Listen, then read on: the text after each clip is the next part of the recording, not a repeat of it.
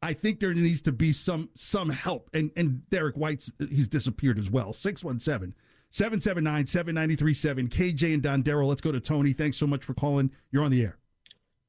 Good afternoon, gentlemen. So obviously being a athlete in Boston, it can be very tough. But, I think Jaylen Brown, from his rookie season to, years after, he's improved. Whenever there's a trade rumor, Bradley Beal, Kevin Durant, he's still stuck with us. Kind of being inconsistent or very inconsistent in the finals last year. This year, he's definitely stepped up, when Tatum hasn't really been there in the clutch besides last game. I just say for media, we're going to miss him when he's gone, because I'm very surprised he's still here. But, just enjoy it while he's here, because he might not be here next year. Thanks, guys. On a scale, well, Tony, before you go, on a scale of 1 to 10, with 10 absolutely being, what number would you give him in terms of gone? Or is Tony gone like a 10? So I'm not as far as Tony. I don't think he's definitely gone. I think I'd say it's like a 6, 7 that he stays. Like, I think he's more likely to stay than go at this point. Why? Because I don't understand where you're going. Where are you going to go? It's a situation better than right here. Doesn't matter it may matter more to us than it does to him, right? He's still, so it's going to be someone who's going to give him the supermax, and he's deservedly going to be that guy and be the number one guy.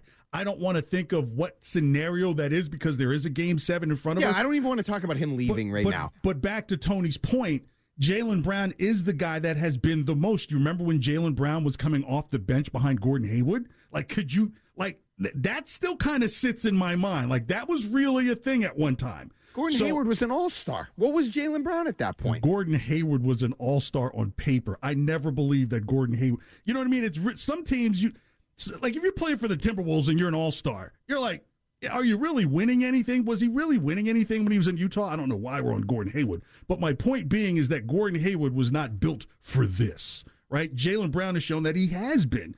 And he's probably kind of been the one that says, it's very Jordan and Pippen-like. It really is, if you look in terms of how Pippen might have felt about different scenarios. Let me ask you a question. Do you think those comments from Jaylen Brown after the game about the fans? Yeah. Okay, because this is the one area, and I don't know how likely it is, but this is the one area where I might have backed him more than I have. Do you think he was talking specifically or alluding to specifically about Jayson Tatum and maybe some of the vitriol that people were throwing at Jayson Tatum because of the struggles over the last 3+ games or whatever it was? Well, now realize when people give it to him, they usually give it to both of them, right? It's like it was even hard for some people to get out of their lungs last year in the NBA Finals that, hey, Jaylen Brown has been pretty good. It changed really quick shortly after, right? So usually when the vitriol goes out, it goes out, I don't want to say evenly. Tatum obviously gets a little bit more. He gets a little bit more, venom, if you will, than Brown does. But I think Brown is more of a kind of what I would call like he's a very earth guy, right? He's very connected to the soil. He sees things at an organic level. So he may be one of those that says, hey, I see something greater in where I play than maybe the people who I play for. Okay, hold on. Where with Tatum is kind of like, you know what, I St. Louis till I die. So... I think it's one of those situations where, and I can't say that I know specifically this is what he meant, because you're really picking up tone against words.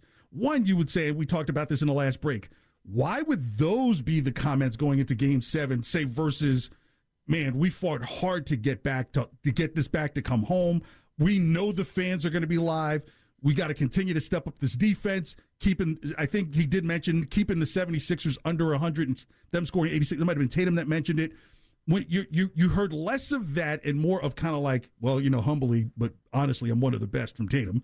And Brown saying, you guys better be on your job when we come back home. So that is a kind of a one-way arrow that you are shooting, or a boomerang, if you will, that isn't really returning back, and it's just rare. Mark, listen how rare it is in the cable television era to have teammates, first team, second team.